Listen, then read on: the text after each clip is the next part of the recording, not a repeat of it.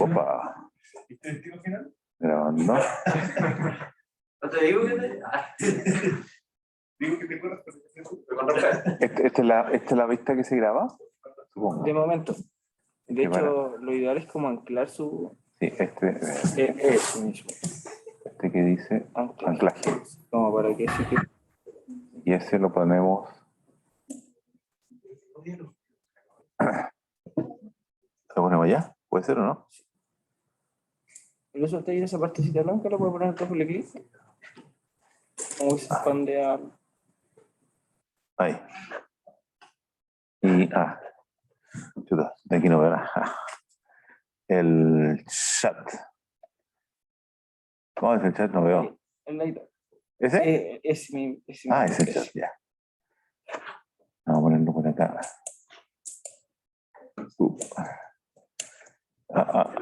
Agárrate, chat.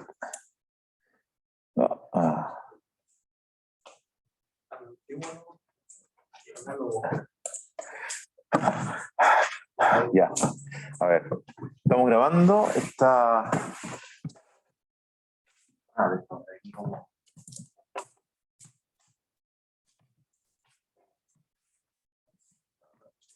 Se ve.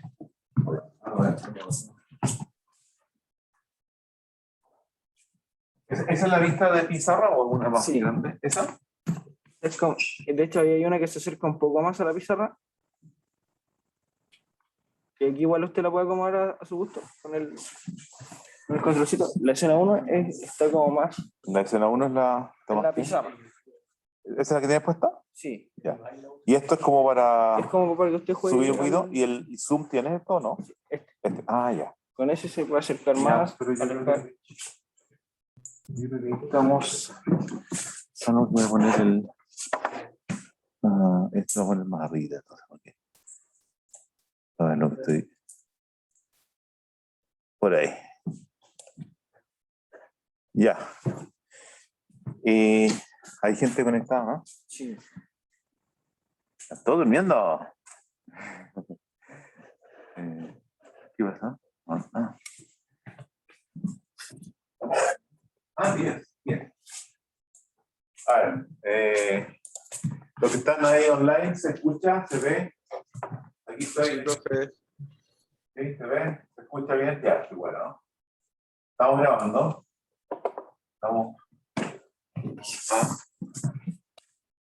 Vamos a segundos. ¿Qué cosita me avisa, profesor? Ya, pues, muchas gracias. ¿Tenemos plumones igual, por si acaso? Plumones ya, vamos a hacer todo lo que hay acá. Aquí está, de ahora en adelante van a ser aquí las clases o... Eso es lo que me dijeron. Esta es la sala que tenemos asignada desde ahora. O sea, la próxima clase que va a ser como un mes más para ti. Sí, probablemente. A menos que me corra. Te disfraza. Sí, esta es la sala. Pues la otra, la que intentamos en la clase anterior, tiene un problema con los equipos y parece que era un problema más grande de lo que no se pudo arreglar. Así que esta me dicen que tiene. Hagamos una. Tenemos un análisis. Actualicemos Windows. Eso. Ya.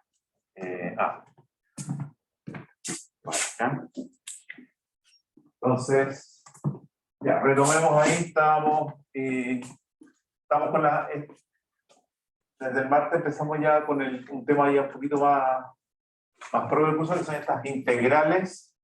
Ay, el micrófono está allá. ¿Se escucha bien de aquí en la casa? ¿Se escucha bien si hablo de acá o no? Sí, se escucha bien, profe. Fantástico. Ya. Las integrales de... Bueno, ahí hay una nomenclatura que vamos a tratar de poner de acuerdo porque de repente producen algunas confusiones. Digamos como integrales de línea o integrales a lo largo de una curva. Entonces, lo primero que uno ve son estas integrales. Uno tiene una curva y sobre los puntos de la curva uno tiene la posibilidad de calcular un campo escalar, o sea, valores numéricos, no vectoriales, valores numéricos. Entonces, quiere ver cómo integra esa función a lo largo de la curva. Y bueno, ahí la idea es que uno se inspira bastante en la idea de la integral en R, pero en R no es una curva, sino que es un intervalo de R. Y sobre el intervalo de R hay una función que está definida y hay la idea intuitiva es como el área bajo la curva. Pero la curva en este caso es el gráfico de la función. ¿Ah? Entonces, tenemos en R, aquí A, aquí B, S es F. ¿Ah? Entonces, esa es la noción que uno trae, las primeras nociones de integración. Entonces, esto uno lo lleva,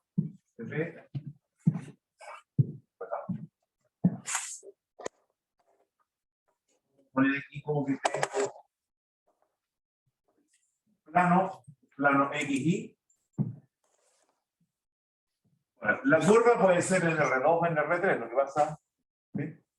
pasa que para poder hacer el dibujo y que se entienda y quepa dentro de nuestros sentidos, nuestro mundo tridimensional, conviene pensar que la curva vive en el plano y que los valores de la función asociados a cada uno de los puntos son un número real. Entonces, los puntos de la curva, que son con dos coordenadas, le agregamos una tercera coordenada según un eje vertical acá. ¿Zeta? Y eso es lo que decíamos que íbamos a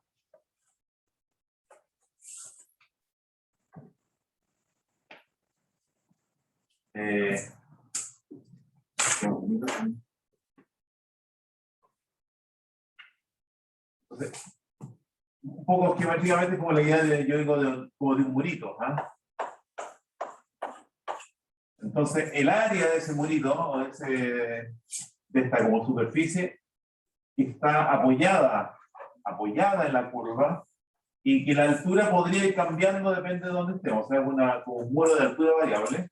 El área tendríamos que calcularla con estos rectangulitos, o límites, ¿no? Como acordándonos a esto de las sumas de Riemann, como el límite de las áreas de estos rectangulitos, donde aquí la base, claro, tenemos un problema porque la base no es como en el caso de la integral que conocemos aquí. Este es un segmento de recta por una altura en un rectángulo. Aquí en la base hay una curva, entonces uno lo tiene que aproximar por segmentos rectos, ¿se acuerdan? Estuvimos viendo el luz. Entonces, y eso es lo que uno toma como aproximación y que al final eso converge cuando, no sé, digamos, los delta T tienden a 0. Lo que uno obtiene es nuestra definición que hemos llamado a lo largo de gamma. Gamma es la curva. Gamma es la curva. Llamemos G. Bueno, ahora sí. G es el campo, o sea, estas alturas son G de este punto. G sería un campo escalar, en R2 en este ejemplo. Y uno le pone aquí ds, o a veces también se usa G de L. ¿No?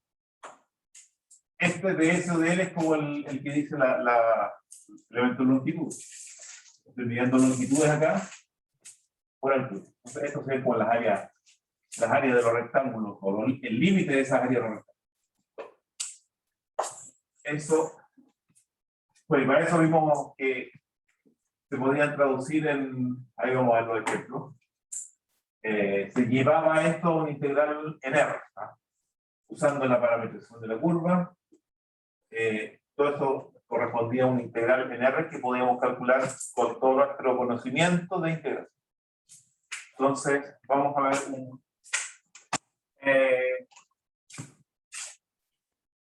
¿qué tipo de aplicaciones típicas? O sea, ¿qué tipo de interpretaciones típicas?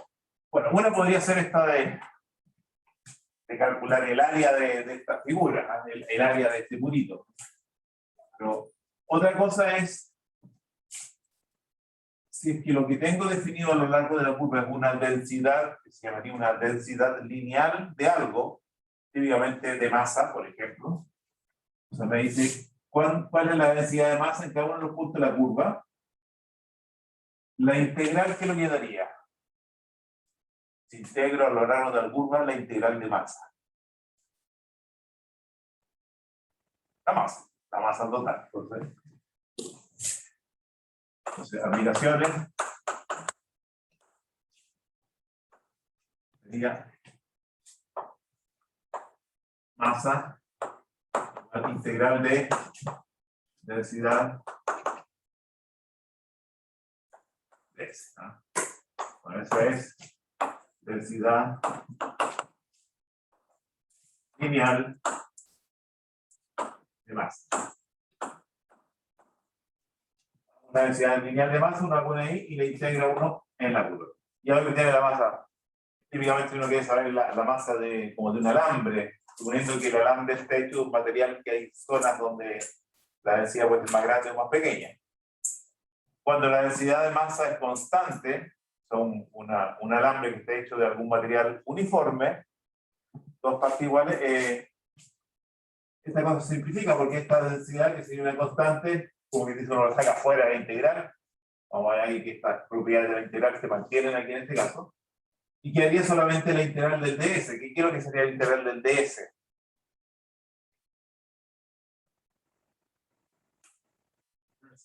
¿Ah? El largo de la curva. ¿Ah? O sea que si estoy sumando solamente los delta S aquí, voy a ir creando la longitud de la curva. ¿Ah? Entonces, digamos, largo de la curva sería la integral sobre gamma de 1, si quieres, por dx. Y pueden hacer el ejemplo, pueden hacer un ejemplo de un largo curva, así como se calcularía. Aprovecho, a algunos les estaba comentando que, saliendo de la sala, esta nueva sala que tenemos ahora, al frente hay una escalera, la típica que se llama escalera de caracol, pero una escalera de caracol de dimensiones que no son las usuales, muy grande. Bueno, esa escalera de caracol, el borde de la escalera es una curva y va bajando desde el piso superior hasta el piso inferior, girando. Esa es una curva que matemáticamente se le da un nombre. Se llama una hélice. Creo que, no sé si la mencioné o la dimos como ejemplo en la otra clase, pero esa, bueno, uno se pregunta por qué se llama hélice esa función, o sea, que tiene, uno dice, no, si las hélices son otras cosas. Lo que pasa es que si ustedes piensan en una hélice de barco, hélice de avión, es como es algo que gira, o sea, los puntos de una hélice van describiendo circunferencia. Pero cuando el avión o el barco está en movimiento, ese punto de la hélice no describe circunferencias, porque es la circunferencia, pero además con una traslación. Entonces, esa circunferencia va avanzando en la dirección como que dice, perpendicular a la hélice. Y esa es la forma de la curva de la hélice, o sea, es como la trayectoria de los puntos de una hélice. Y eso es lo que tenemos ahí. Entonces, vamos a ver como ejemplo, hélice. Entonces, la hélice, si es que la imaginamos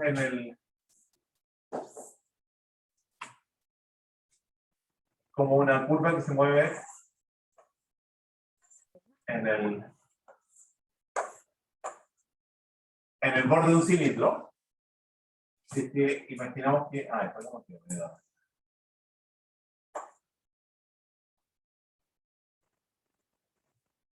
en el borde de un cilindro, entonces los puntos aquí van trepando, por aquí, después va por aquí atrás, después se suma por acá, y digamos que ahí, y más o menos decente. ¿Ya? Viene por acá, viene por acá atrás, y después viene hasta acá. da una vuelta y supongamos que esta es una vuelta completa. Donde esta altura entre el punto hasta que completa la primera vuelta, supongamos que es h.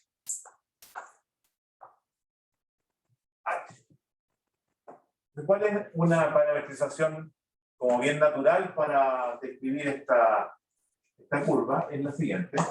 Gamma de t, si uno la mira desde arriba, esa hélice, lo que uno ve son las coordenadas desde arriba, son las coordenadas x e y.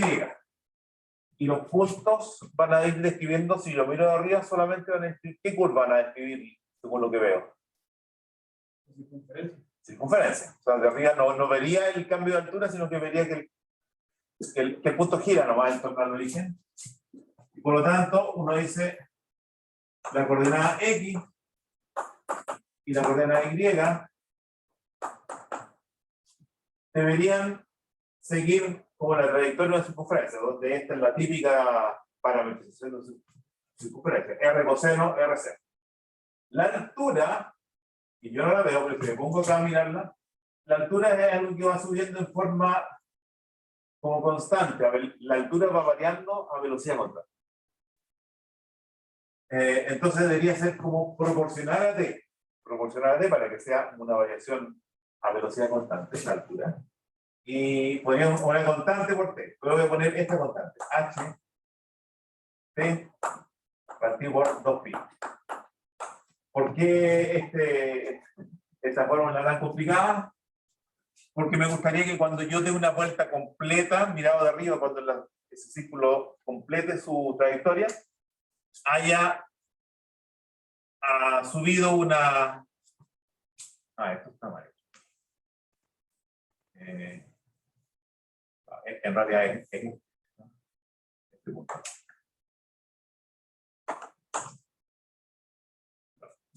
Me gustaría que haya subido esta altura h, cuando dé la vuelta completa aquí.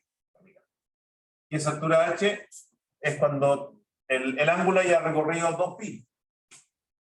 Entonces, si es que t pasa de 0 a 2pi, en 2pi vale justo h. Entonces, ahí estaríamos correctos. Ahora, para calcular el largo de curva, necesito saber cuánto es la derivada de esto. Y más Profe, aún, y entonces cuando pi igual a 0, la cuestión como que no existe, ¿o sí?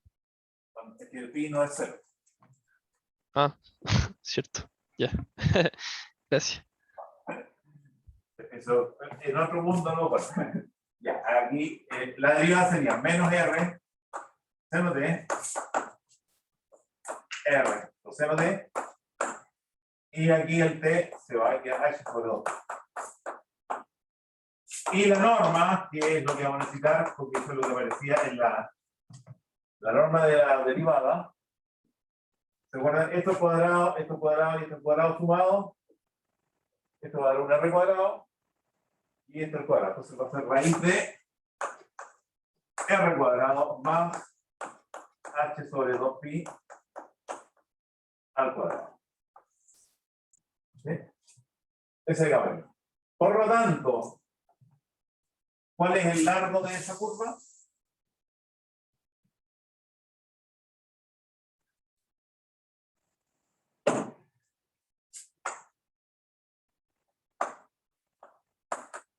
La integral sobre gamma, bueno, ya la integral sobre gamma de norma de gamma prima de t, de t. No. Ya, aquí hay que sobre gamma del ds.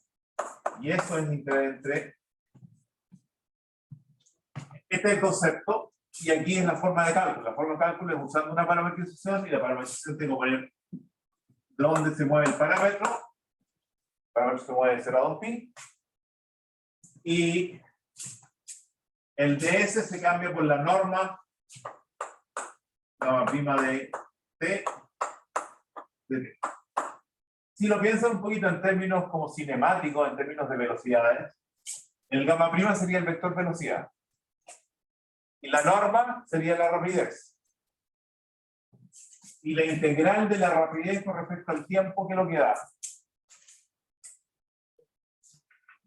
La distancia recorrida. ¿Ah? Y es justamente lo que quiero. La distancia recorrida por ese punto sería el largo de la curva. Así que eso es, intuitivamente debería ser como bien evidente. Aquí hay el gamma prima, y eso, 0,2pi, la norma gamma prima la tengo acá, que es raíz de r cuadrado más h sobre 2pi al cuadrado. ¿Sí? Y bellamente, esa cosa no depende de t, o sea, este gamma prima es constante, va subiendo, no lo sospechaba, que va subiendo esto en la hélice a rapidez constante. Así que ya 2pi raíz de r cuadrado más h sobre 2pi al cuadrado. Ahí nomás. O sea, el 2pi que aparece aquí es el largo del intervalo por la constante. O podrían ponerlo, multiplicar por el 2pi adentro de la raíz, entonces queda r cuadrado r o 2pi r cuadrado. 2pi r cuadrado más h cuadrado. Ahora, en este caso particular hay una manera como muy intuitiva de calcular el largo de esta curva. Y consiste en lo siguiente, a ver si se imaginan lo que uno podría hacer.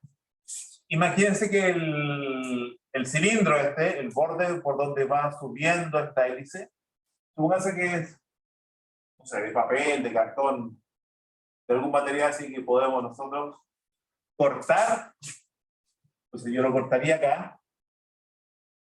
¿Qué pasa cuando uno corta un cilindro ahí en ese borde? Y uno lo tira. ¿Qué es lo que obtiene uno? Un rectángulo. Y esta curvita que va avanzando aquí por el cilindro, mirado en el rectángulo, ¿qué es lo que va a hacer?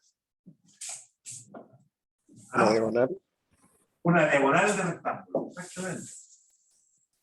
Porque como va subiendo a velocidad constante o a la altura va variando de forma lineal, mirado así como en el borde del cilindro, la altura va aumentando proporcional al recorrido. Así que es una recta que conecta esos dos vértices, o sea, la diagonal. Entonces, imagínense, aquí es una vez que abrí el cilindro, aquí está el punto inicial. O sea, la curva quedó ahí estirada, como que la rectifiqué, la estiré y la dejé como recta, sin cambiarle su longitud, o sea, sin deformarla. Bueno, sí se deformó porque ya era así, era redonda y iba a hacer como, ya, pero no la estiré. ¿Cuánto mide la altura de ese rectángulo? H, que es la altura del cilindro. ¿Y cuánto mide el ancho, el largo? Aquí no sé cómo llamarlo. ¿Ah? No. Es el perímetro del círculo. 2πr. Este ángulo es recto. ¿Y quién nos viene aquí a dar una mano para encontrar entonces la longitud de esa diagonal? Pitágoras. Y dice esto cuadrado más esto cuadrado es igual a esto cuadrado. Entonces, si esto le llaman L cuadrado es igual a 2πr cuadrado más h cuadrado. Si lo comparan acá, eso es justamente L. Bueno, tenemos una forma complicada de hacerlo, que es calculando integral, o la forma más astuta de verlo, que es jugando un poquito ahí con las construcciones, desarmando. Bueno, esto se puede hacer en algunos casos, no siempre se puede hacer, pero cuando se puede hacer, es agradable ver que todo concuerda. Ya. Entonces, veamos el siguiente concepto para ir más allá. Realmente esto de el cálculo de una integral de un campo escalar en una curva es interesante. Tiene algunas aplicaciones, la masa de un alambre, la longitud de algunas curvas, pero realmente lo que tiene como un poder oculto es cuando uno intenta calcular integrales de campos vectoriales, pero para la integral de un campo vectorial tenemos que agarrar la buena definición de la integral de un campo vectorial. Y esa viene de la física, con la noción de trabajo. Entonces, vamos a recordar aquí muy simple, trabajo de una fuerza. El trabajo de una fuerza. Y la idea es que si tengo una fuerza y tengo un desplazamiento, una trayectoria, el trabajo de esa fuerza a lo largo de esa trayectoria se calcula. Vamos a suponer primero que la fuerza es constante y que la trayectoria es un segmento recto. Ese es el primer caso. Entonces, vamos a tener aquí. Esa es la trayectoria. Punto A, punto B. Y la fuerza, vamos a poner aquí un F. Acá.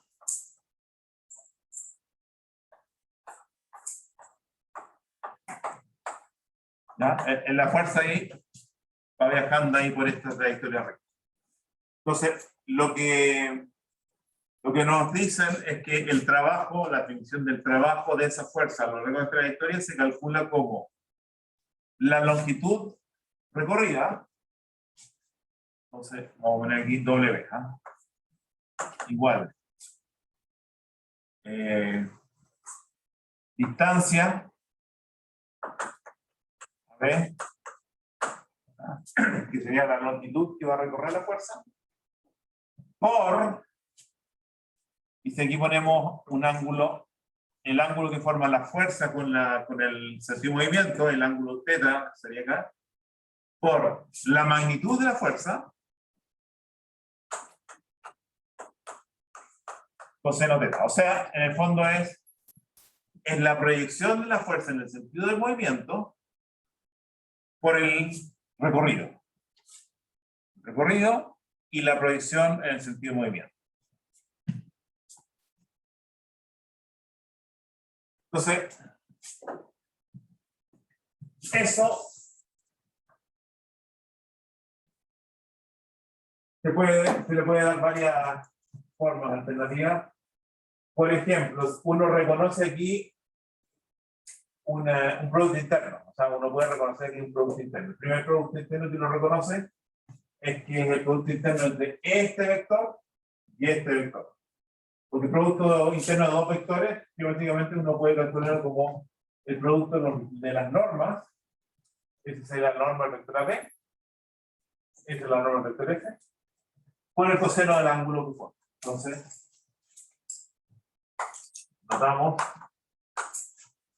que el W entonces es F punto AB. Vamos a poner el vector AB. ¿Se acuerdan cómo se calcula un vector si tengo los dos extremos? El vector es la diferencia de las coordenadas de los extremos. Vamos a hacer como calcular.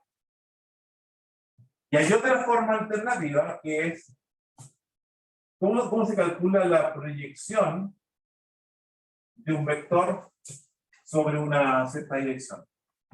¿Cómo calculo la proyección de F sobre esta recta? Una manera es hacer el producto punto de F por un vector tangente a la recta de norma 1. Vector unitario acá. O también,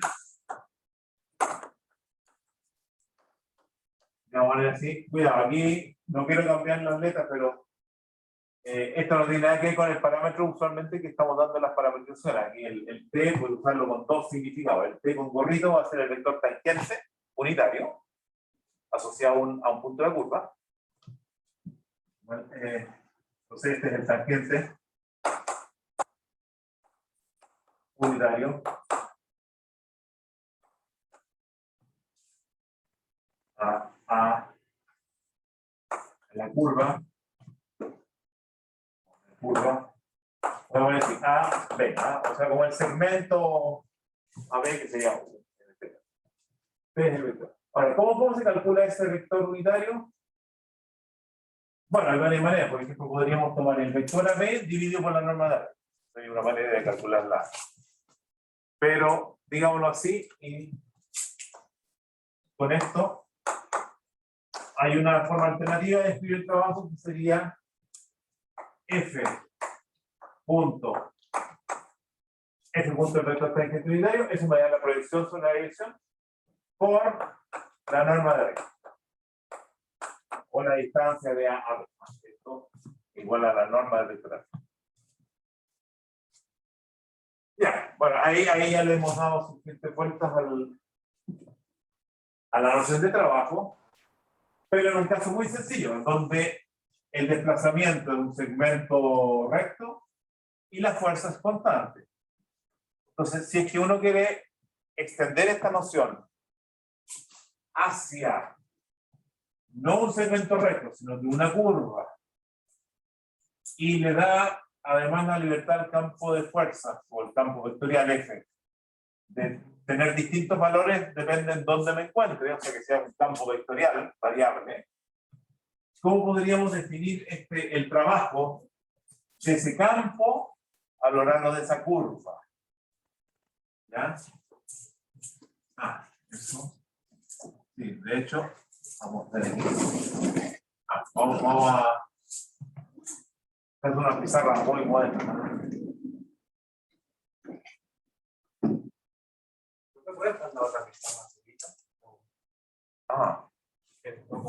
Vamos a hacer la otra siguiente. Y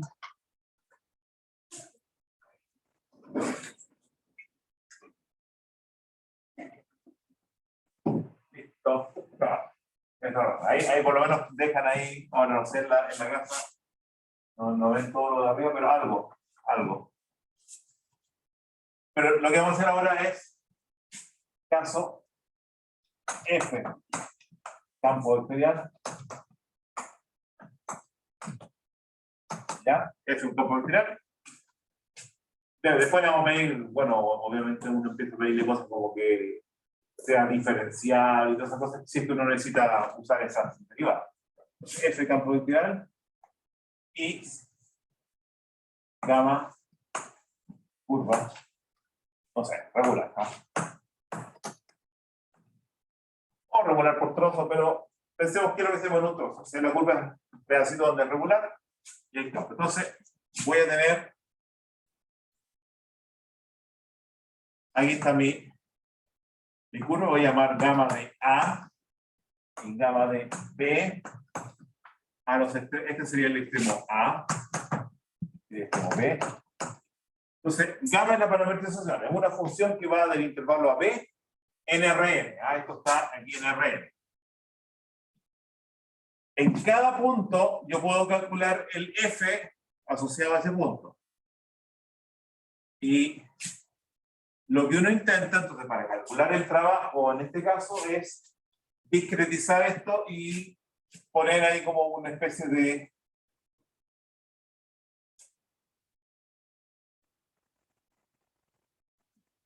como reemplazar esto por una seguidilla de segmentos rectos, una línea poligonal. Y pongo entonces aquí estos puntitos. Entonces, digamos que aquí entre medios tengo el gamma de T sub i, y aquí tengo gamma de T sub i más 1. O sea, lo que necesito es poder hacer una partición en el intervalo AB. El intervalo AB es donde el recorrido por el parámetro de la parametrización. Y una vez que tengo esa partición, yo puedo entonces reconocer estos puntos y armar esta línea poligonal. Y segundo, el campo F, si es que un campo que no tenga unas variaciones así media discontinuas, sino que vaya suavemente pasando de un valor a otro, uno puede hacer la aproximación de que en este segmento el campo lo es una constante igual al valor acá. F, aquí no sé, F,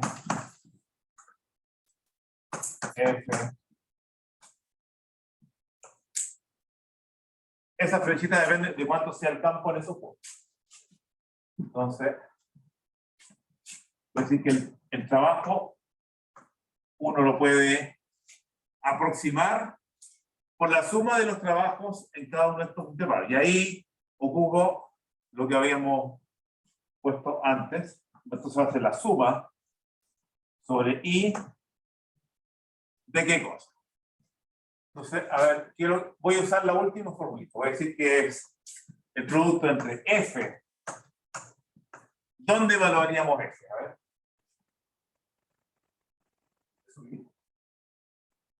Casi. En gamma, claro, te subí un número. Entonces, F tiene que estar en un punto del espacio, entonces, y ese es el punto de la curva. Gamma de T sub I. Punto. Voy a poner aquí el vector tangente. Y por el largo de este segmento. ¿Cuál es el largo de ese segmento? ¿Cómo lo podríamos? ¿Cómo lo había escrito la clase anterior? Con una norma. Con gamma de T sub I más 1 menos gamma de T sub I. ¿Ah? Entonces, eso, en el fondo, es aplicar esa idea, pero en cada uno de los segmentos chiquititos con estas aproximaciones de que uno supone que en ese pedacito, si es chico, esto no va a variar mucho, así que esta es una buena aproximación de la fuerza en ese pedazo, proyectado en la división tangente, por el largo de ese pedazo. Creo que una consulta. Dime. El vector F siempre tiene que ser perpendicular a la superficie donde estén sobre la curva. No he dicho, ¿por qué dices tu perpendicular? Ya no sacaste esta, a ver. No, yo no pregunto. Pero por eso, que si preguntas es porque a lo mejor dije algo ahí que los confundió. No, este no está perpendicular, este que va formando un ángulo ahí. De hecho, si es que el vector F es perpendicular a la curva, va a ocurrir que esto va a dar 0. ¿Ah? Y esa es otra cosa que me imagino que cuando vieron la opción de abajo, el trabajo de una curva, o sea, el trabajo de una fuerza perpendicular a la trayectoria es nulo. Para que haya un trabajo tiene que haber una componente en esa dirección. Esa es como una propiedad básica. Ahora, esto se parece real a lo que estuvimos viendo en la clase anterior, salvo que en la clase anterior aquí teníamos un campo escalar, y aquí tenemos el producto de este vector por este vector, pero el producto de estos vectores es un escalar. O sea, podríamos decir, pero este es un campo, esto haría el papel del campo escalar que vimos antes, por esta longitud del segmento, y si quieren ahí pueden completar esto poniendo dividido por delta de su I y multiplicar por delta de su I. ¿Se acuerdan que decíamos que bueno, cuando los deltas de su I van siendo cada vez más pequeños, esto converge a la derivada de la curva en T sub I, ¿no? Diferencia de los gamma partido por diferencia de los T, sería la derivada. Este sería como el dt y este sería el campo. Entonces, cuando delta T sub I, o sea, cuando los deltas T sub I tienden a 0, voy haciendo una partición cada vez más fina, más fina, más fina. Esto, el trabajo, entonces se define, o esta expresión converge a esto que sería la integral entre A B de F de gamma de T punto el T norma de gamma prima de T de T. Entonces, cuidado, que este T de acá no tiene nada que ver con este T de acá. Este es el vector tangente y este es el parámetro. ¿Ah? No quiero cambiar ahí las letras porque así están más pendientes de los dos cosas ahí. Y aquí me falta una flechita porque este es un campo vectorial. Y ese entonces, ese producto punto da un numerito.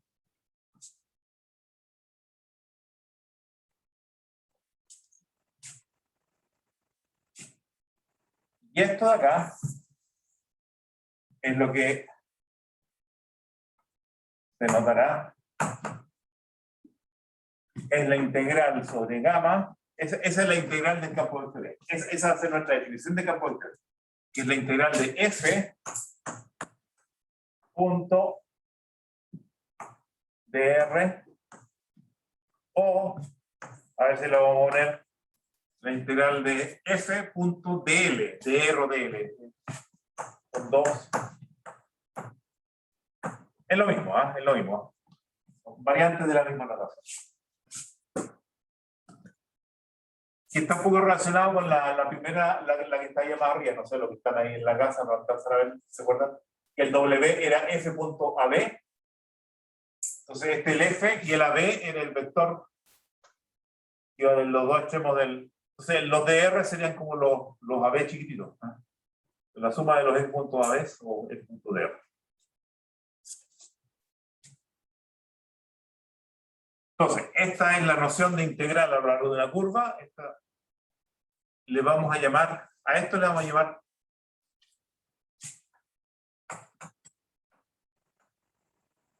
hay varios nombres, por si que lo encuentran por ahí. Le vamos a llamar integral de trabajo, obviamente, integral de trabajo, o circulación. La circulación, para después vamos a ver un ejemplito, no hoy día, pero depende en qué contexto estemos aplicando esto. Para la circulación es cuando lo estamos aplicando en contextos más bien de fluidos, de líquidos, ahí se entiende por qué se le llama circulación. Integral de trabajo, está claro, porque de ahí venía la noción. Y el nombre que es medio enredado ahí, porque muchas veces se le llama integral de línea, pero a eso se le llama integral de línea, la primera que vimos, a la integral de campo escalar. Pero pongamos, o integral de línea. Entonces, esta es nuestra definición de integral de línea. Y esa integral de línea, de hecho, se le puede dar una forma un poco más, ¿cómo dice? Una palabra que está muy de moda, una forma un poco más amable. Porque este T con gorrito, esto no me molesta, o sea, me podría molestar, pero yo sé cómo calcular gamma prima, su norma, el de T, y de todas las integrales, F valor en gamma de T, yo sé calcular eso. El T gorro, ¿qué es lo que es el T gorro? ¿Cómo podemos transformar este gorro en alguna cantidad calculable? La derivada vertida en su norma. Exactamente. Exactamente. Entonces notemos que T gorro sería gamma prima de T dividido por la norma de gamma prima de T, que es la normalización de la derivada. Y no estoy dividiendo por cero si es que la curva es regular. ¿Ah? Las curvas regulares justamente tienen esto distinto a cero. Así que si la curva es regular, tengo bien definido este vector tangente unitario y se puede calcular de esta manera. Y no sé si alcanzan a ver que va a ocurrir una cosa bien agradable. Cuando yo ponga esto acá, hay una norma de gamma prima en el denominador y hay una norma de gamma prima en el numerador. Y se van a cancelar. Entonces, esa da la forma más. Vamos a esto aquí arriba. Vamos a bajar la otra ahora. Esa es la forma que se digo yo, más amable de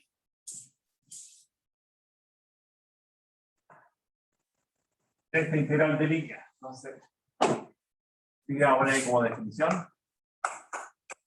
Las dos son utilizables. Lo que pasa es que la norma de gamma prima, realmente la norma de un vector, incluye una raíz cuadrada y una suma de términos. Entonces, como que uno le hace el quite en las integrales a las normas, porque las normas incluyen raíces cuadradas y las raíces cuadradas nos complican en el momento de que queremos calcular una integral a mano. Entonces, como si uno quiere calcular el resultado explícito, completo, el que aparezcan raíces, realmente como que llama a dificultades cuando quiero calcular la integral. Las primitivas y todo eso se pone más fea. Por eso que o integral. Vamos a hacer de línea f punto dr en gamma, esa integral de línea, se define como, ¿cómo se calcula? ¿Ah? Que sería esta integral entre a y b, o sea, con una parametrización, tenemos que parametrizar la curva. Bueno, una cosa que yo no he dicho, pero las curvas se pueden parametrizar de distintas maneras, porque uno puede coger una parametrización o puede coger otra, mientras sea el mismo recorrido, no debería haber problema.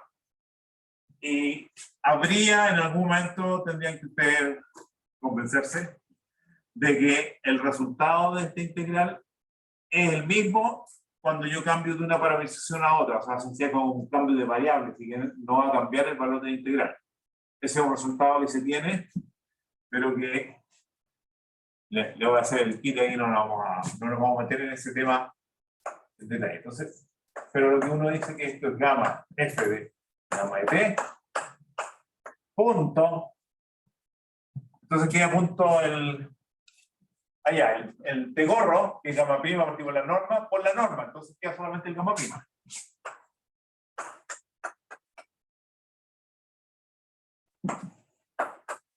Ahí está.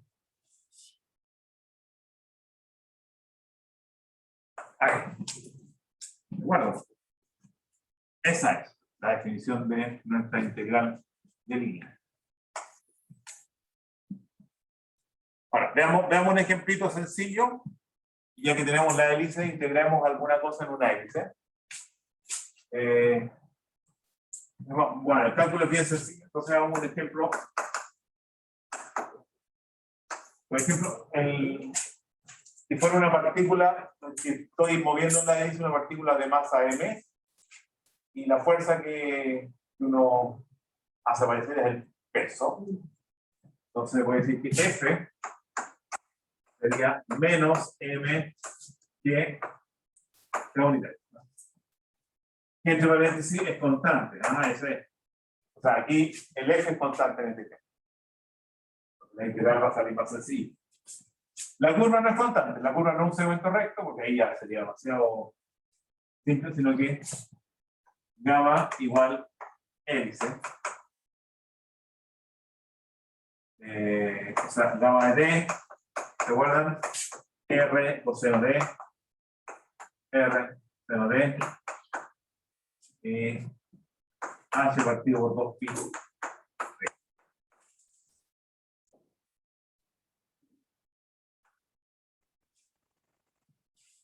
Aquí tenemos todavía nuestra hélice. Entonces, ¿cómo calcularíamos, según esta definición, la integral de línea o la integral de trabajo o la circulación de este campo a lo largo de esta curva? Entonces, sería que la integral de f punto de r en gamma sería la integral, y ahí, primera cosa, si tengo la parametrización, ¿cuál es el recorrido del parámetro para recorrer la curva? Primera pregunta. ¿De dónde a dónde? Recórrete. ¿Ah? 0, sí. Bueno, sí, 0 a pi. En realidad no les dije. No, digamos que es una vuelta de la x. ¿Ah? O sea, ahí sería de 0 a pi. Si quiero hacer 2 vueltas, hasta 4 pi. Bueno, pues ahí hay que tener claro. Aquí él dice, toma una vuelta. Solamente una vuelta. Entonces ahí sería de 0 a 2 pi, perfecto. Pues f, ¿cuánto vale f evaluado en gamma de t? Menos mg, porque es constante. Es constante, así que da lo mismo. ¿Dónde la quitamos? Es hacer esto menos m que. Después, gamma prima. Bueno, ahí pongamos ahí la derivada. Por menos r seno t, r coseno t, y la derivada es h sobre 2 de t. Wow. Permiso, salgo del lado. Ahora. 2 pi. Entonces ahora, calcular el producto interno entre este vector y este vector. El K este, que lo uso como K unitario, a veces lo pongo como K unitario, a veces lo pongo como E3 unitario, depende del día, cuál uso.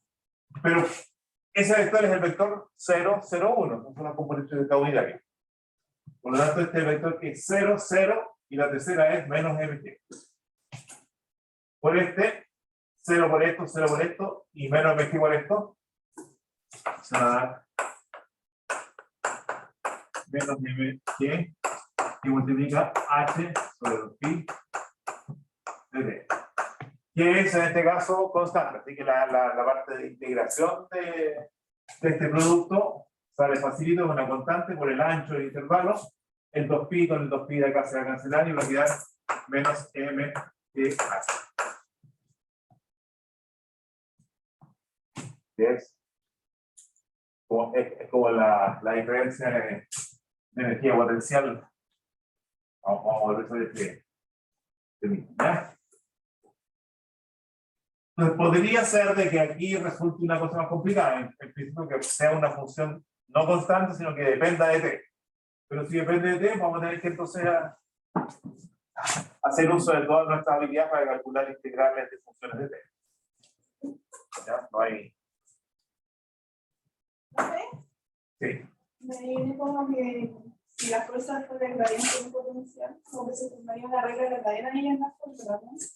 Es el teorema que va a ver después de la cosa. Correcto, correcto. Y yo, ya los también a lo mejor en física lo han visto bien, así que lo vamos a hacer aquí. Entonces vamos a hacer una pequeña pausa, no sé cuánto, son las 9:18. 3:19. No estoy viendo la. ¿Ah? 3:19. Hasta las 9:25, ¿les parece? Ya, si quieren ir a. Ajá. Quedemos entonces.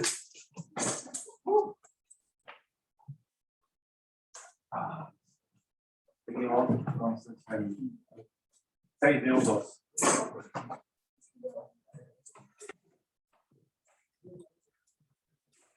Estaba pensando que a lo mejor lo que voy a traer un parlantito y hacer una. Poner un poquito de música en medio.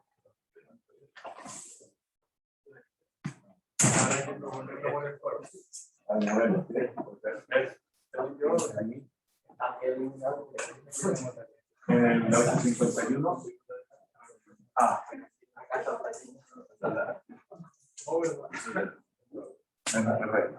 850 es el frente y este de acá es 851. Avanzar. Vamos a la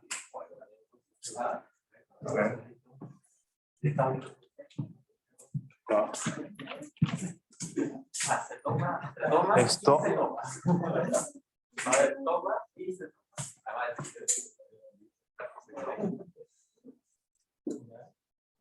Se ve mucho más. Creo que te comer hoy sin no alcanza a mirar por el. Cuando probaron la sala híbrida había uno que apuntaba. Ahí la primera fila, ahí de la primera. Ahí se ve el escrito del profesor con su lado. Y ahí se ve un poquito los.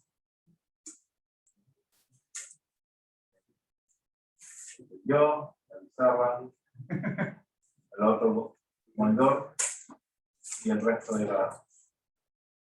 Bueno, así como esas mesas largas que hay, ¿cuántas hay? Como 12 mesas de estas. Hacia atrás. ¿No se puede rondar más? No. Oh. ¿No tienen una cámara fija para acá? No, pero este que tengo yo, este control acá no. Para plantear abajo.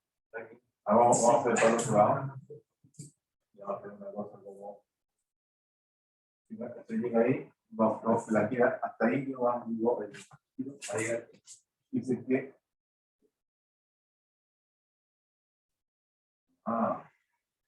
Mira, casi sale. Está saliendo al mundo por YouTube. Ya, vamos a ver si ahora funciona.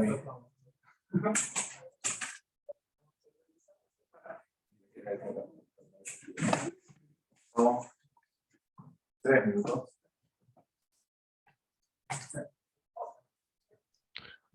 Profe, ¿le voy a hacer una pregunta? Sí, es que estuve revisando el apunte y en el apunte al tiro después de como divergencia, rotor y todas esas cosas de coordenadas ortogonales, sale la integral de flujo. Y no sé si eso... Cambiamos de orden, Vamos Ah, con las integrales de línea. Y ya. después, que me parece que ir de complejidad creciente es pasar por la curva y esto por la curva. Ya. Ya entiendo. Entonces cambiamos el orden. Ya. Bien, Gracias. todo.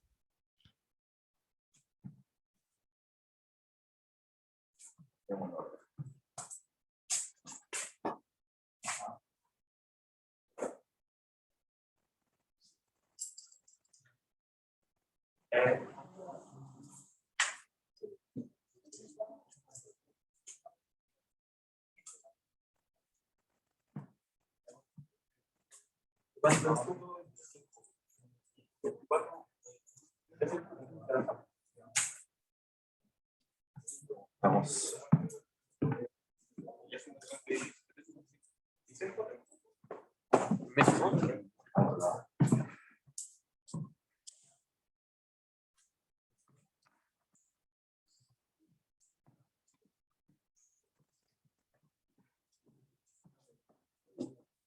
¿No dice cuánto es el aforo en la sala? ¿De esta sala? Sí.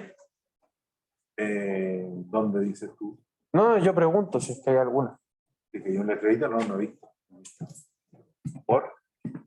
No, es que estaba la duda de cuánto se pueden por sala. En la sala. Depende de la sala, porque esta es una sala de... En principio, creo que hay 98 sillas. Alguna vez las conté, como 98. A ver. Pero de ahí... Bueno, las últimas filas son un poco más cortas. 3, 6, 7, son 84. Se quitan 2 y 2 se quitan 4. Como unas 100 y tanto. No alcanzan a ser 100. Creo que son 98. Y ahora en este momento tenemos 3,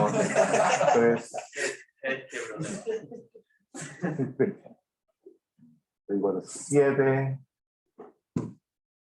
11, 12, como 15. En este momento hay 15.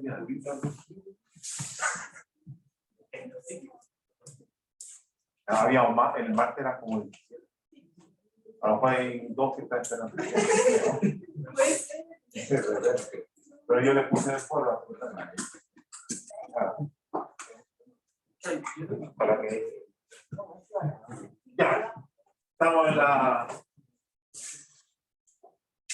hora. Entonces, antes de... Está este teorema ahí está relacionado con los campos conservativos, los F que son gradientes de alfa. Ese es un teorema que... esa va a ser nuestra primera versión general o extensión del teorema fundamental del cálculo. Pero antes de eso, un par de propiedades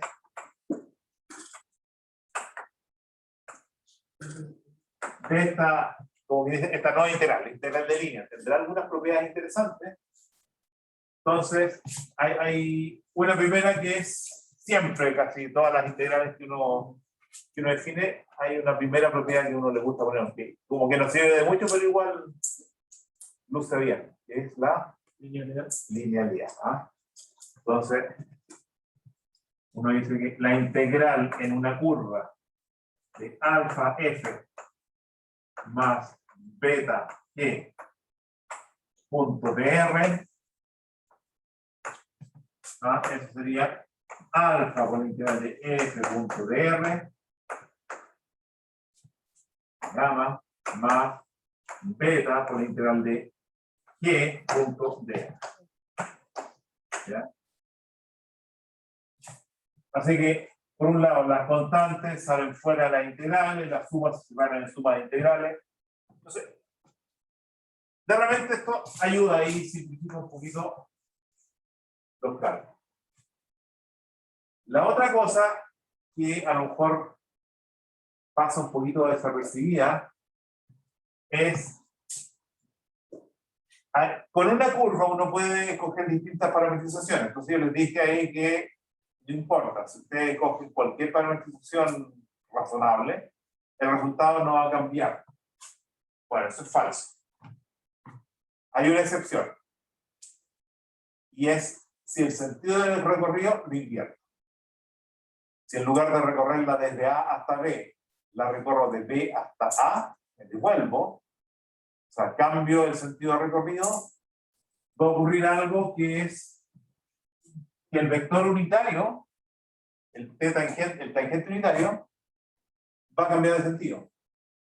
Por lo tanto, las proyecciones del F sobre el tangente unitario van a cambiar de signo. Y eso significa que la integral de línea va a cambiar de signo. Entonces, hay una dependencia, pero solamente en eso. O sea, si yo cambio el sentido de recorrido, o invierto el sentido de recorrido, cambio el signo de la integral. Entonces, vamos a decirle, si llamamos menos gamma, vamos a darle el nombre menos gamma, a la curva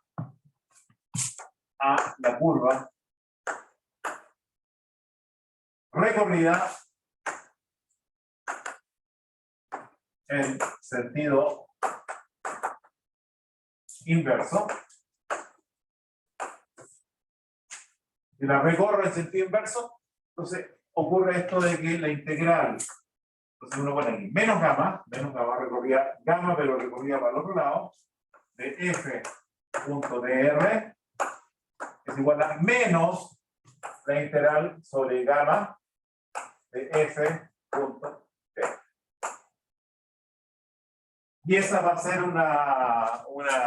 algo que vamos a ir arrastrando en todas nuestras integrales, que son lo que se llama integrales orientadas, que dependen de la orientación, en este caso depende de la orientación de la curva, hacia dónde hace recorrer. Para las superficies, cuando vamos a integrar superficies, también va a ser una integral orientada. Pero ahí todavía queda pendiente cómo se orienta una superficie, o sea, una superficie, cómo la puedo recorrer por un lado o por otro. Ya, les dejo ahí la inquietud. Pero tendríamos esto. Además, vamos a subir aquí. Y vamos a ver la otra.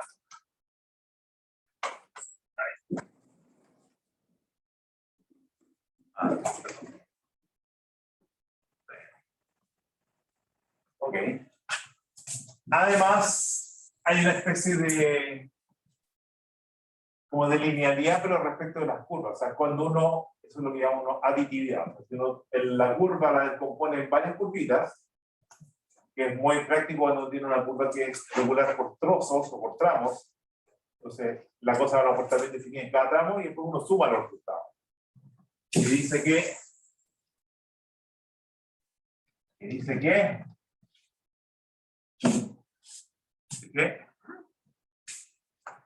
si gamma igual a, vamos a usar una notación aditiva para las curvas, que digo que gamma es gamma 1 más gamma 2 más gamma n. O sea, una curva que está hecha de n tramos,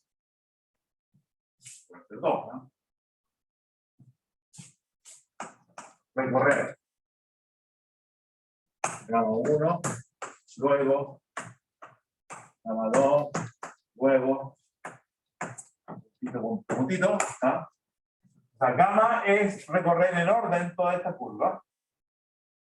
En principio uno le pediría esto de que donde termina gamma 1 pues empieza gamma 2, para que sea al final en la conexión de estas curvas sea una curva que sea continua. Pero en principio es una vez, o sea, voy recorriendo una, después recorro la otra, Entonces, la integral sobre gamma de f.dr va a ser la suma sobre i igual 1 a n, la integral sobre gamma i de f.dr. ¿Ya? Entonces, como que hay una linealidad respecto de los campos vectoriales, tenemos una combinación de ejes y t's. Hay una especie que esto se llamaría como aditividad, ¿no?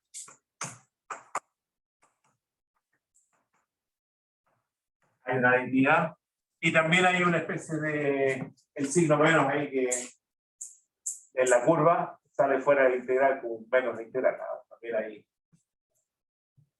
Bueno, se pueden hacer cosas más elaboradas, pero con esto me bajo. O sea que si una curva está hecha de varios pedacitos, es la suma de los integrales. Si uno cambia el sentido recorrido, es menos la integral original. Y yo creo que ahí estamos. Bueno, porque ahí me estoy quedando. Hay una última que por el momento no le vamos a dar demasiada importancia, pero lo que podríamos llamar una desigualdad triangular. Porque si la integral la ven como una suma, ¿qué es lo que dice la desigualdad triangular para una suma? Dice que el módulo de la suma es menor que la suma de los módulos. Entonces, en este caso la suma de la integral.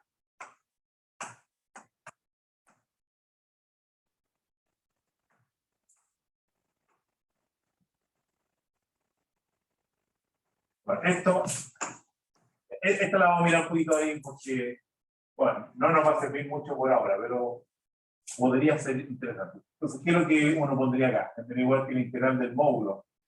Uno pone el integral de la norma de f de s. Esa es la norma. Y vamos a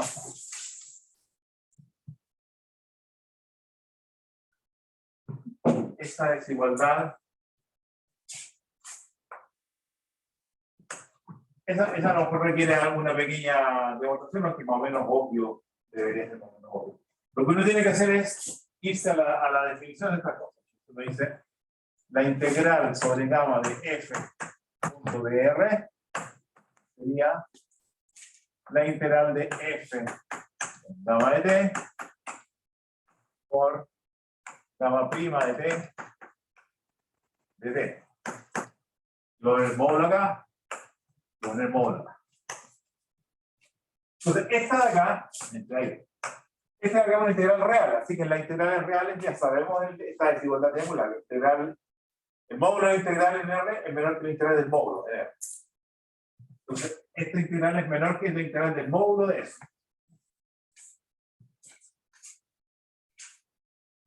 O sea, esto es menor o igual que la integral entre A y B del módulo de f punto gamma prima. No pongo todo este. Y hay una desigualdad simpática que me imagino que se acuerdan ustedes. ¿Qué pasa con el módulo del producto punto? Desigualdad, módulo del producto punto.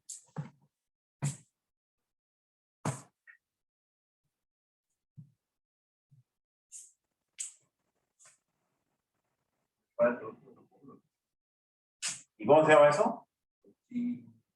Cauchy-Schwarz. La desigualdad de Cauchy-Schwarz.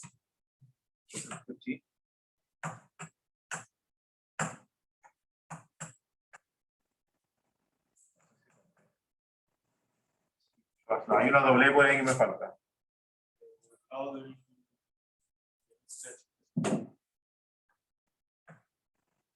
No sé si con T o sin T. Mejor que sobre que falte. Ya. Eso es. No se menor igual que la integral entre A y B. De la norma de F por la norma de gamma prima de D. Pero ese es el que habíamos llamado ds. O sea, el gamma prima por dt es la longitud de arco, y ahí tengo la norma f. O sea, igual a la integral sobre gamma de norma de f. Esa desigualdad.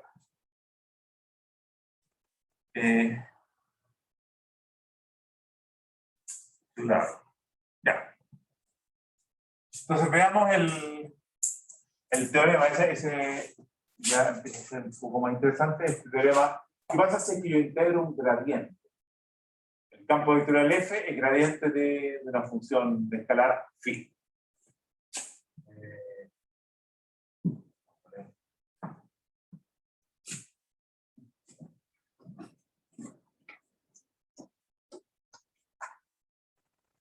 Vamos a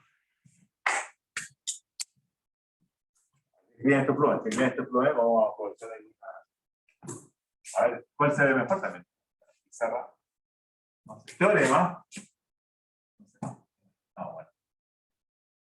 Sea f igual gradiente de phi.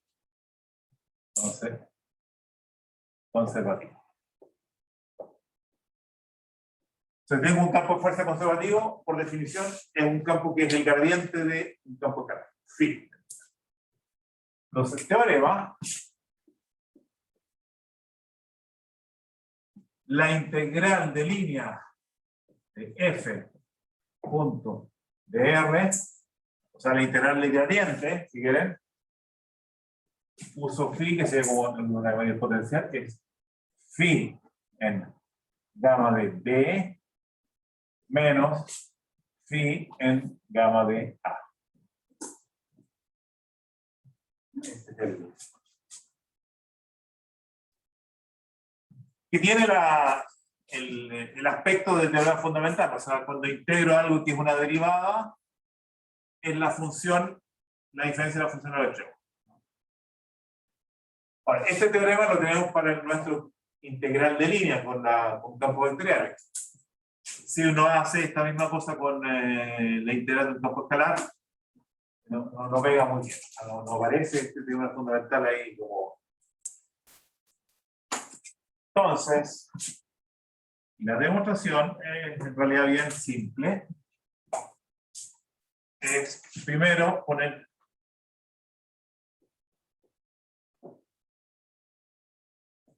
por definición la integral en gamma, escribámoslo como sería la integral entre a y b de f en gamma de t punto gamma prima de t de t.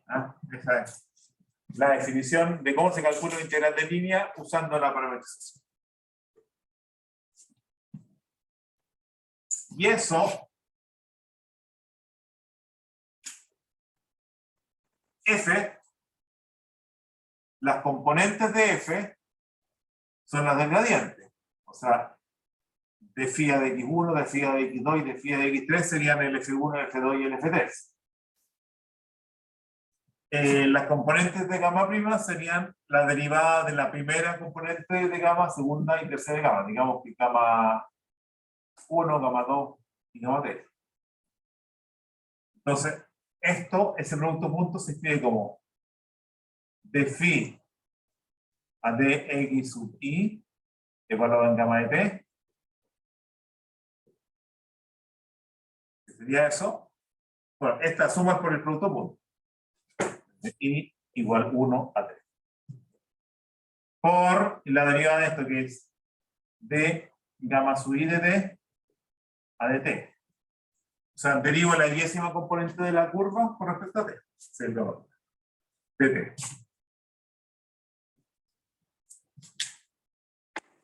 Pero, esto de acá, si uno se recuerda de la regla de la cadena, cuando calculo las derivadas de f con respecto a cada uno de sus argumentos, de f de x sub i, por la derivada de lo que está en esa dirección, que es el gamma i, con respecto a t, ¿qué es lo que es esto? Bueno, se nos incluido con la Todo eso.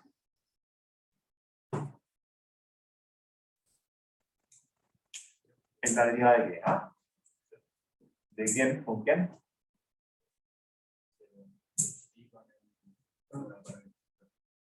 Claro, de phi con el gamma. Entonces, es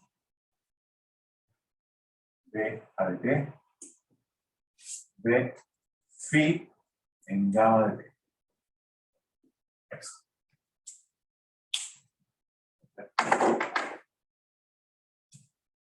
Y aquí ocurre una cosa simpática, porque aquí estoy poniendo una derivada usual, derivada ordinaria, de una cosa, de una variable. A pesar de que, lo que pasa es que gamma, o sea, de t, me voy a gamma de t, que pertenece a Rn, este es gamma, me voy a la curva, un punto de la curva, y después phi toma puntos de Rn y los lleva a R. Esto aquí se toma con phi, ya. Phi de gamma de t es R. Entonces, y este t también será.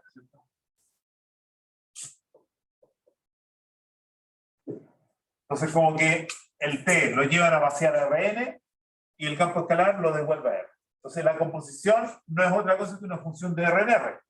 Así que aquí tengo que derivar una función de R en R, una derivada usual. Está fabricada a partir de funciones que dependen de más variables, pero al final en la composición todo queda dependiendo de una sola variable.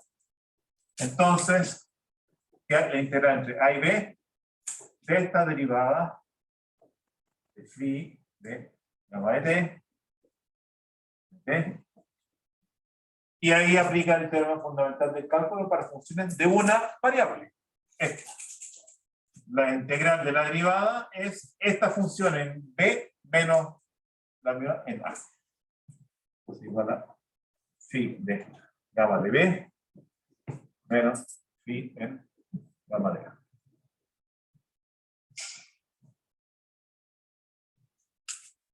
Entonces, en el caso del ejemplo que vimos,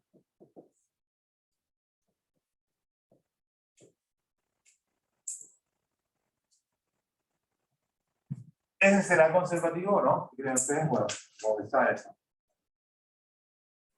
Sí, Sí, sí, el campo,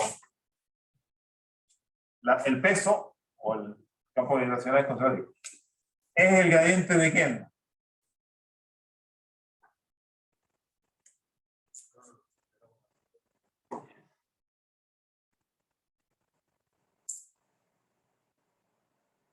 Aquí tengo que poner una función escalar.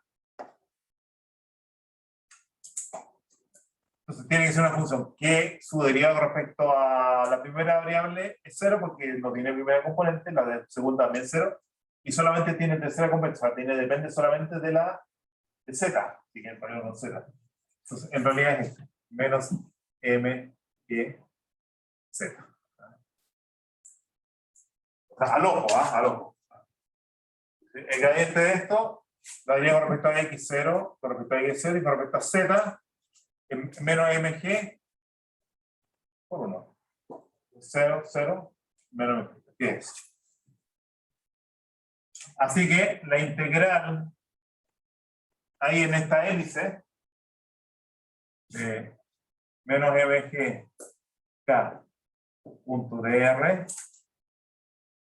o aquí la hélice, la misma que vimos antes. Lo que tendríamos que hacer es la diferencia del potencial, o sea, aquella función escalar cuyo gradiente da esta de acá.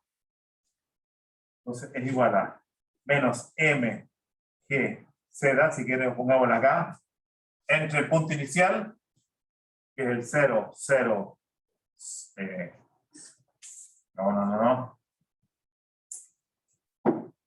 R, 0, 0, de ahí partía la circunferencia abajo, y el punto final era R, 0, H. La diferencia de valores, si quieren ponerlo así, esta notación no sé si se ocupa, pero sería como la extensión de lo que uno hace en una variable.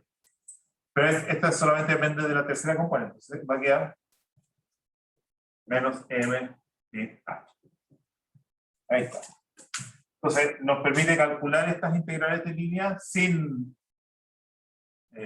tener que complicarnos demasiado. Así que tenemos entonces el dato de que es conservativo y sabemos gradiente de quién.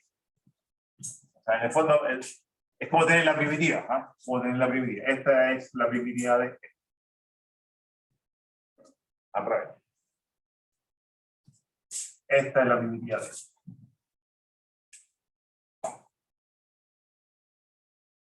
¿Sí?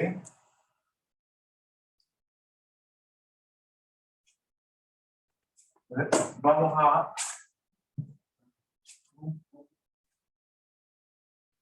Esta me la puedo subir, ¿eh?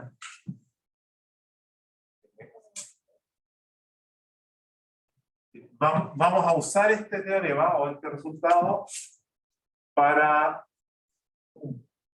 Yo diría que permite entender el nombre repetitivo de campo conservativo. Campos conservativos en mecánica hay algo que se conserva, y eso que se conserva típicamente es una energía. Entonces, para los campos conservativos, en mecánica lo que se conserva es lo que uno llama la energía, no sé si llamamos energía mecánica del sistema, es una energía que está hecha de dos componentes, que es la energía cinética y la energía potencial. Ahí uno sabe, la energía cinética va a potenciarse conservado, si es que el campo de fuerza es conservativo. Y eso sale de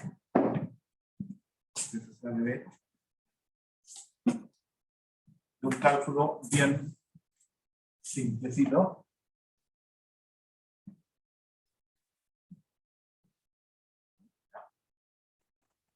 Entonces, supongamos que tenemos una partícula, una masa puntual, como ejemplo, ¿no? O aplicación. RT igual posición. Aquí en vez de gamma lo voy a usar R para hacernos recordar cosas. Posición de una masa puntual M.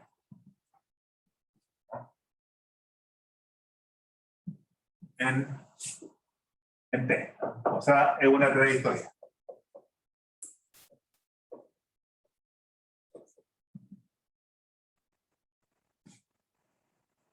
V de T igual R' de T sería la velocidad.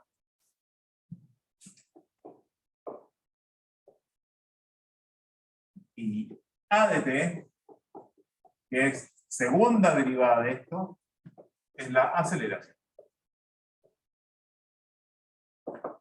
Aceleración. Lo voy derivando. Y aquí incluso podríamos poner lo que les gusta a veces, es llamar V sin flechita, sería la norma de RT. Que es la rapidez. ¿No?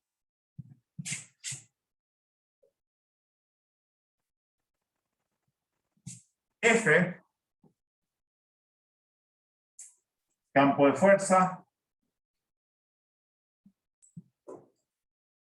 conservativo. Entonces, si nos dicen que el campo de fuerza es conservativo, significa que hay gradientes de alguien. Ahora, por razones de uso, en física usualmente cuando dicen que es conservativo no dicen que F es gradiente de alguien, sino que F igual a menos gradiente de alguien. Pero ese signo menos no cambia el hecho de que sea un gradiente. Es como el gradiente de menos phi en vez de gradiente de phi. ¿No? Entonces F igual menos gradiente de phi. ¿No? Ese signo menos por la aplicación. Ahí se ocupa el signo menos en el teoría. Entonces, ¿qué es lo que dice segunda ley de Newton? Bueno, Newton ahí fue quizás de las mentes más poderosas que han existido en el planeta, y, bueno, por lo menos para entender el funcionamiento mecánico del mundo, ¿no?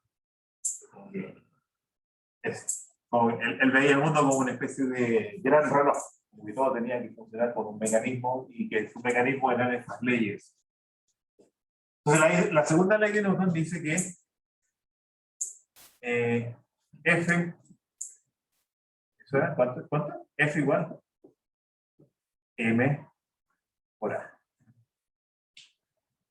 O, si uno lo quiere desglosar, esta partícula que va recorriendo esta curva, esta trayectoria, diría que el campo de fuerzas conservativo, evaluado en la posición R, en la posición de la partícula, R de t, es igual a M, que es una constante. Vamos a suponer que la masa ahí, estamos en masa relativista ni cosas raras, M constante, por R segundo de t. Esa sería, eso es lo que uno llama una ecuación diferencial. Hay una ecuación diferencial de segundo orden, que es la que está detrás de la predicción. Pero el trabajo sería la integral de f punto dr. Si le aplicamos, ya, vamos a ver. No sé. Yo no veo ni bueno, en la trayectoria, ¿no? La integral de trabajo de esta fuerza en la trayectoria de la partícula. Bueno, sería, si F es menos gradiente en esa trayectoria, según el teorema que acabamos de ver, esto sería, bueno, hay un signo menos, así que va a ser menos phi en R de B más phi en R de A. Ajá. Y esta phi es la que uno interpreta como energía potencial del sistema mecánico. Phi sería la energía potencial asociada a este campo. Ya, vamos. Y esto se puede calcular de otra manera también. Eso es interesante. Si se puede calcular de otra manera, entonces vamos a llegar a alguna identidad que puede ser de interés.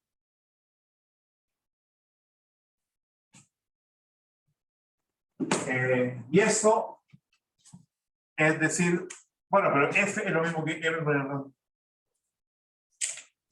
Entonces uno dice también F, o sea, W, sería la integral sobre R de F, M R2 puntos, punto, ¿cómo se calculaba esto? R' de T.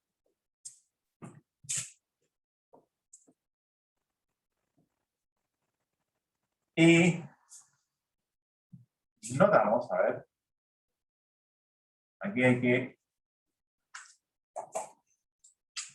este producto acá, el vector de aceleración multiplicado por el vector velocidad, no sé si les dice algo, pero es como si derivo d a de t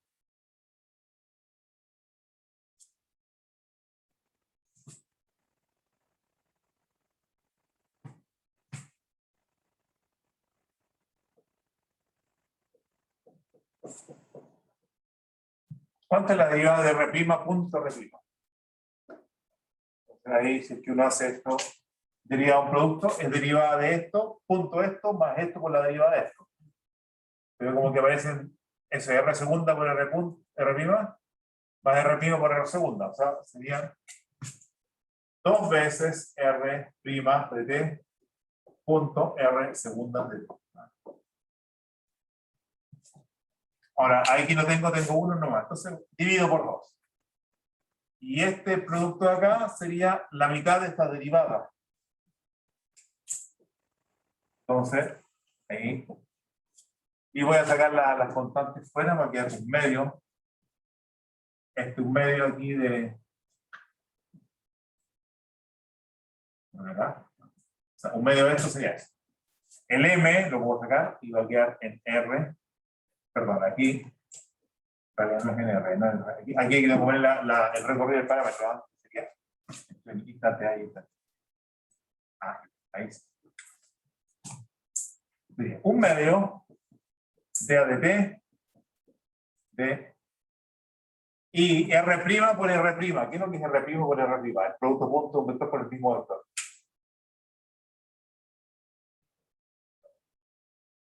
Es la norma al cuadrado. Pero la norma de R' es lo que los físicos llaman la rapidez. Lo vamos a llamar B. ¿Está?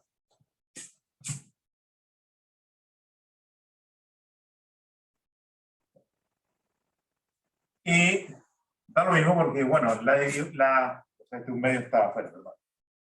Un medio salió afuera.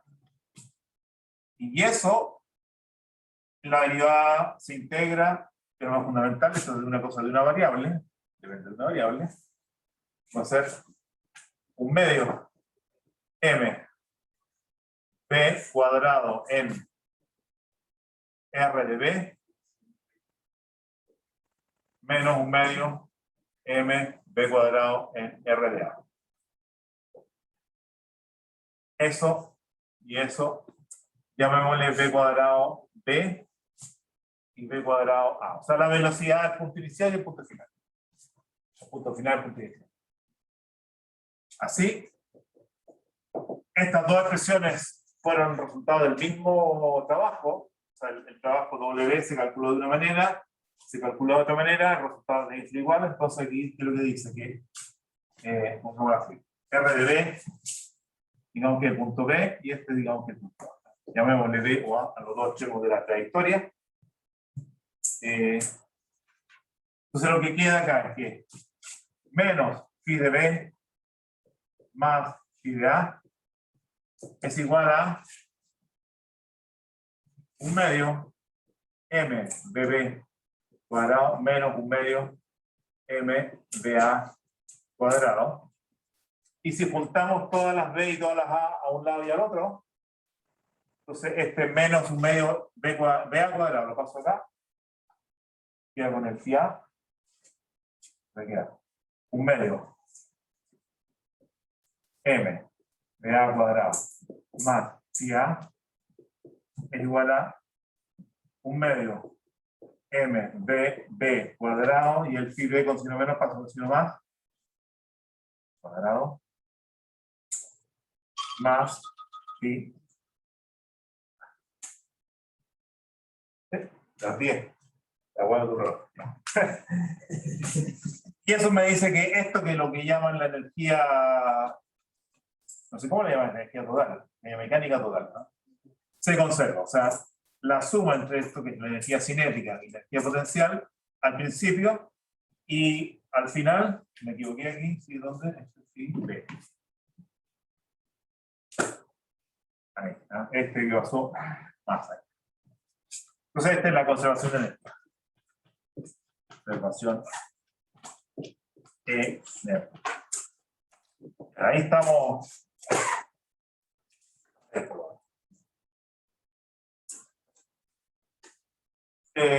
Ya, esto el martes creo que terminamos ahí con el tema de las curvas, que vamos a ver un poquito más de los campos observativos, es una caracterización que uno podría aprovechar. Tenemos ya con la superficie. Y ahí pueden mirar el capítulo que me había saltado. ¿Ya? Profe, y el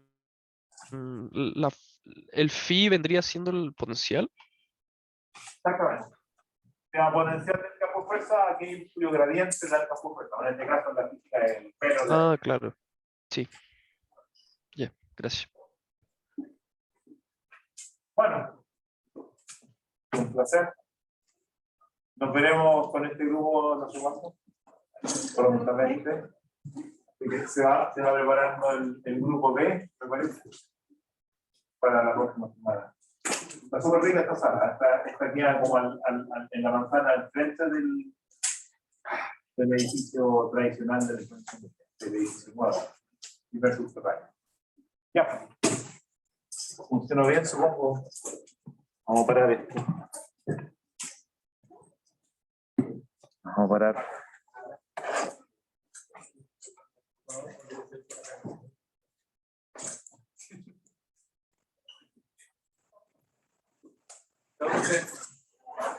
Chao, chao.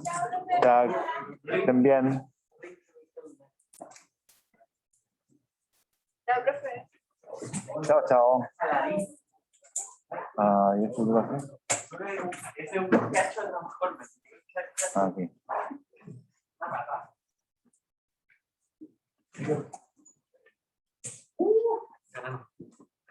Ok. Cortamos la transmisión. Chao, todo el mundo. Muchas gracias. Chao, profe. Chao, chao.